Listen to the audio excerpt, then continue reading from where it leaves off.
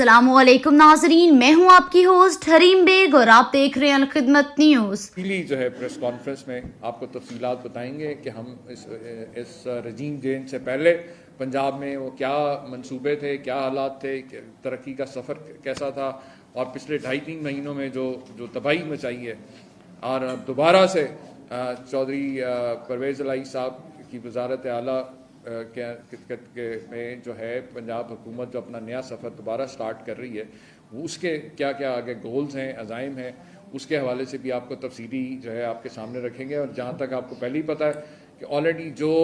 सेहत कार्ड और बाकी जो स्कीम्स थी गवर्नमेंट की जो आवाम की रिलीफ के लिए, उनमें जो तातुल आया या जिनको ख़त्म किया गया उनको दोबारा से ऑलरेडी हुकूमत ऐलान कर चुकी है कि उसको बहाल कर दिया गया। और बाकी मैं आप लोगों से उम्मीद करता हूँ कि इंशाल्लाह ताला ये जो ज़िम्मेदारी मिली है इसमें आप लोगों के साथ ताउन के साथ जो है इसको हम बेहतर तौर पे हुकूमत का जो मौक़िफ़ है या हुकूमत की जो कारकर्दगी है वो बेहतर तौर पे आवाम के सामने लाने की कोशिश करेंगे। Thank you. अच्छा, ये बताइएगा कि साहब जो पुलिस अफसरान की लिस्टें बनी थी जिन्होंने तशद्दुद किया था PTI वर्कर और काफिक जैसे आपने फरमाया, और दूसरा ये बता दीजिएगा कि इस वक्त जो ब्यूरोक्रेसी में बुहरान है, जो यहाँ पे तकर्रुर तबादले हैं और चीफ सेक्रेटरी के बारे में भी कहा जा रहा है कि उनका भी जो है जाना ठहर गया है, इसके बारे में क्या कहेंगे? देखिए, चीफ सेक्रेटरी साहब ने तो खुद ही आपको पता है कि माजरत कर ली, वो ज़ाहिर है उनका हक है। और उनकी जगह नए जो चीफ सेक्रेटरी साहब की अपॉइंटमेंट ज़ाहिर है वो भी जल्द अमल में आ जाएगी, उम्मीद है। जहाँ तक आप बात कर रहे हैं कि वो जो लिस्टें बनाएंगी, जिससे मैंने आपसे कहा कि शफकत महमूद साहब उस कमेटी को हेड कर रहे हैं और वो कानून के मुताबिक है। देखें, हमारा जब हम इंसाफ की बात करते हैं तो हमें इस बात को हम यकीनी बनाएंगे कि किसी के साथ ज़्यादती नहीं होनी चाहिए। हाँ, अगर किसी ने कानून तोड़ा है, किसी ने अपनी जो है कोई अनलॉफुल कमांड को अपनी नौकरी बचाते हुए obey करने की कोशिश की है, किसी की पर्सनल खुशनुदी हासिल करने की, तो डेफिनेटली वो जो है ऐसे लोग हैं वो ज़रूर कानून के शिकंजे में आएंगे।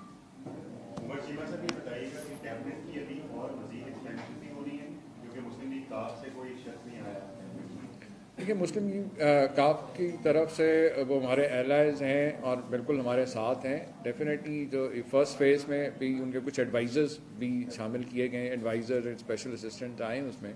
नेक्स्ट फेज़ में डेफिनेटली जो है उनके लोग भी हैं वो टीम का हिस्सा होंगे, वो अभी भी हमारी टीम का हिस्सा है। तो जैसे जैसे ज़रूरत पड़ेगी CM साहब बेहतर समझेंगे उसमें एडिशन करते रहेंगे। ये बताइए कि जो उस्मान मुजाहिर उस दौरान भी 5 के करीब IG और इसी खिताब में जो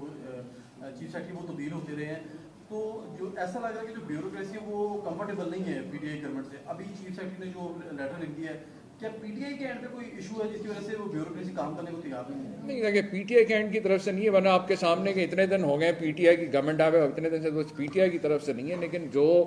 उनका खुद अपने तौर पे जो किरदार रहा है 2.5-3 महीनों के दौरान, वो आपके सामने, और वो शायद नहीं समझते होंगे मज़ीद चलना साथ, क्योंकि ज़ाहिर है उनकी अपनी प्रायोरिटीज़ हैं, अपने सर्विस कैरियर है। उस हवाले से जो है जहाँ तक आपने बात की कि मुख्तलिफ पिछले दौर में ऑफिसर्स चेंज होते रहे, तो मैं समझता हूँ कि यही जो मैंने आपसे पहले अर्ज़ किया कि चौधरी परवेज़ इलाही साहब का जो एक्सपीरियंस है, जो उनकी सोच है और जो PTI का नज़रिया है, ये दोनों मिल के इंशाअल्लाह ताला आप देखेंगे कि ये हम माजी की गलतियों से काफ़ी जो है सीखेंगे भी, और इंशाअल्लाह ताला मामलात को जो है ब्यूरोक्रेसी और ख़ास तौर पे सूबे की जो एडमिनिस्ट्रेशन है वो आपको बेहतर तौर पे उसको चलाने की कोशिश करेंगे। और जो कैबिनेट का सुबह साइज आया है वो साइज बता रहा है कि ज़्यादा चलने वाली कैबिनेट नहीं है। अब कोई इस किस्म के काम पर है कि जहाँ पर कि जो इमरान खान का VNR है कि जल्द से जल्द इलेक्शन की जारी चलाया जाए, शॉर्ट वर्किंग कैबिनेट एक किस्म की बनाई गई है। आप गवर्नर भी रहे हैं और इस वक्त मुशीर हैं, आपका क्या एक्सपीरियंस बता रहे हैं कि 2023 तक ये चलेगी या उससे पहले कौमी असम्बली पे जहाँ दबाव डाल रहे हैं आप सूबाई असम्बली भी डिसॉल्व करने की तरफ जाएंगे? और ऐसा बात यह है कि ये आज से नहीं, पिछले 3-4 महीने से, बल्कि खान साहब ने जब पहले भी जब ऐलान किया था कि अब कोई हल नहीं रह गया मां सवाए इसके कि साफ शफाफ इलेक्शन करवाए जाएँ। अब आपके सामने पिछले 2.5-3 महीनों से जो मुआशी बदहाली हुई है उसकी बुनियादी वजह क्या है? मुल्क के अंदर के पोलिटिकल इंस्टेबिलिटी है, एक अदम इस्तेकाम है, लोगों के अंदर कॉन्फिडेंस ख़त्म हो गया। अब जो मेरा ख्याल है अब आहिस्ता आहिस्ता बल्कि पूरी कौम का भी कंसेंसस डेवलप होता जा रहा है कि अब हमारे पास साफ शफाफ इलेक्शन के अलावा और कोई रास्ता रह ही नहीं गया। क्योंकि जो मुआशी अदम इस्तेकाम है वो तभी जो है स्टेबल होगा जब तक पॉलिटिकल स्टेबिलिटी जो है वो नहीं आती। चीमा साहब ये बनवाइएगा कि इमरान खान साहब ने कहा है कि वो 9 हल्कों से इलेक्शन हो गया, वो खुद इलेक्शन लड़ेंगे, क्या उन्हें लोगों के इतमार नहीं रहा,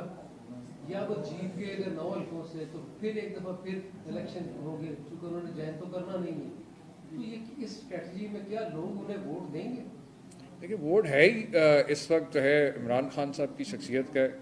अगर आपके सामने कराची से खैबर तक पूरे मुल्क में अगर आप देखें तो एक ही आवाज़ आपको नज़र आती है, क्योंकि इसलिए कि लोग इस चीज़ को अब इस चीज़ का एहसास पूरी कौम को हो गया कि हमें वो लीडरशिप चाहिए जिसका जीना मरना इस मुल्क के साथ हो। जिनका लूट पैसा साथ से सब कुछ मुल्क से बाहर है, उनको तो कोई फ़र्क नहीं पड़ता कि हमारा डॉलर जो है वो 300 से भी ऊपर चला जाए, हमारे मुल्क के अंदर मुआशी हालात जितनी मर्जी बदहाली हो जाए, क्योंकि वो तो इसी क्योंकि उनका जितनी सेविंग्स है, जितना लूट मार का पैसा वो तो फॉरेन करेंसी के अंदर, तो जितनी यहाँ पे अगर डॉलर अगर वैल्यू अगर ऊपर जाती तो उसका तो उनको फ़ायदा ही होता है। तो इसलिए कौम इस चीज़ को अब चाहती है कि जितनी यहाँ पे अगर डॉलर अगर वैल्यू अगर ऊपर जाती तो उसका तो उनको फ़ायदा ही होता है। तो इसलिए कौम इस चीज़ को अब चाहती है कि हमें वो लीडर चाहिए जो मुखलिस हो, ईमानदार हो, मुहब्बे वतन हो, जिसका जीना मरना कौम के साथ हो। और मैं समझता हूँ कि इमरान खान साहब वाहिद आदमी है कि उन्होंने उन पर अगर कभी इल्ज़ामात भी लगाए या कोई ऐसे अगर केसेस भी आपके सामने, तो इमरान खान साहब को NRO लेके मुल्क से नहीं भागे, वो यहाँ पे ही बैठ के उन्होंने कानून का, अदालतों का मुकाबला किया, 40 साल का अपना जो है उन्होंने अपना टैक्स रिकॉर्ड दिया, तभी उनको सादिक और अमीन का सर्टिफिकेट मिला। अब भी जो इल्ज़ामात या जो भी सवालात उठ रहे हैं उनके हवाले से या पार्टी के हवाले से, तो तहरीक इंसाफ भागने वालों में से नहीं है, ना ही हमको NRO लेने के चक्कर में। बिल्कुल अदालतों का हमने पहले भी सामना किया और सुरखरू हुए, इंशाअल्लाह ताला अब भी जो है वो अब करेंगे। जीत के वो जाएंगे असेंबली में? देखें उसके अंदर जो मौक़िफ़ आपके सामने है कि उन्होंने बिल्कुल जो मौजूदा जो रजीम चेंज के ज़रिए जो सारा ये कॉन्स्पिरेसी वाला टोला जो आया है, इसको तो हम बिल्कुल इसको लेजिटिमेट नहीं मानते, इसकी लेजिटिमेसी को हम एक्सेप्ट ही नहीं करते, जिसकी वजह से नेशनल असेंबली से उन्होंने बाइकआउट करके जो है इस्तीफ़े दे के बाहर आ गए। लेकिन इसके साथ साथ जो ये जिस अंदाज से ये पता कहता सिलसिलावार उन्होंने किया, हालांकि आपको पता है कि सब ने एक साथ इस्तीफ़े दिए थे, तो इसमें हमारा मौका बड़ा वाज़ेह रहा है कि जो है इसको हमने ऑलरेडी चैलेंज भी किया है कि ये जो अगर इस्तीफ़ों अगर इलेक्शन करवाने तो सारे हल्कों में करवाया जाए। तो ये जो किया जा रहा है ये एक साजिश है, तो लिहाजा इसको भी जो है हम चैलेंज कर रहे हैं, अदालत में भी किया हुआ है, और उम्मीद है कि मेरे ख्याल में ये वैसे ही शायद इलेक्शन जो है ये मुमकिन ना हो सके। टाइम दिया है कि महीने के बाद टाइम दे, आप बहुत बड़े तजर्बाकार आपकी जो राय उसके मुताबिक ये इलेक्शन आम जनरल इलेक्शन कब तक मतलब? देखिए इसके अंदर जो सबसे अहम चीज़ है ना, जो आपने बार बार आपने किया, जहाँ पे हम इलेक्शन का मुतालबा करते हैं वहीं उसके साथ साथ जो उसमें ज़्यादा ज़रूरी अहम चीज़ है इलेक्शन के इनेकाद में कि इलेक्शन साफ़ और शफाफ हो। इलेक्शन की शफाफियत को इंश्योर करने के लिए कुछ इकदाम हैं जो हुकूमत और अपोजिशन की जमातों को मिल के करना होगा, ताकि कल को जो भी नताइज हैं उसके ऊपर एतराज़ात उस तरह से ना उठ सकें, क्यों खाली सिर्फ इलेक्शन करा देना तो मकसद नहीं है। आपने हलफ दे लिया था, साहब ने हलफ लिया, एक अच्छी रवायत है आपकी, क्या समझते हैं पाकिस्तान तहरीक इंसाफ को ये जो आज एक उन्होंने दिखाया है उसको ध्यान रखेगी और ये थोड़ा सा आप ये अपोजिशन की नलम गोशा रखेंगे, या वही जो एक आईनी बहरान चल रहा है उसी का तसलसल बरकरार रहेगा? देखें गवर्नमेंट का तो हमेशा कोशिश होती है कि मामला जो है वज़ादारी से चलें।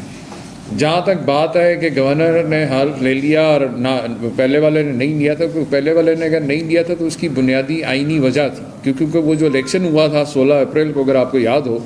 तो वो जो प्रोसेस था उसको किसी तौर पे भी इलेक्शन भी नहीं कहा जा सकता था, तो उसमें क्लियर वायलेशन थी। स्पीकर सेक्रेटरी असेंबली की रिपोर्ट थी, ऑडिट एडवोकेट जनरल की एडवर्स रिपोर्ट थी उसके ऊपर, जिसकी बुनियाद के ऊपर जो है लीगल पॉइंट्स के ऊपर जो है गवर्नर रिफ्यूज़ किया था। जो मौजूदा ये था मैक्सिमम अगर वो ना भी अगर अवेलेबल होते तो आर्टिकल 104 के तहत जो है स्पीकर जो है हल्फ ले लेते।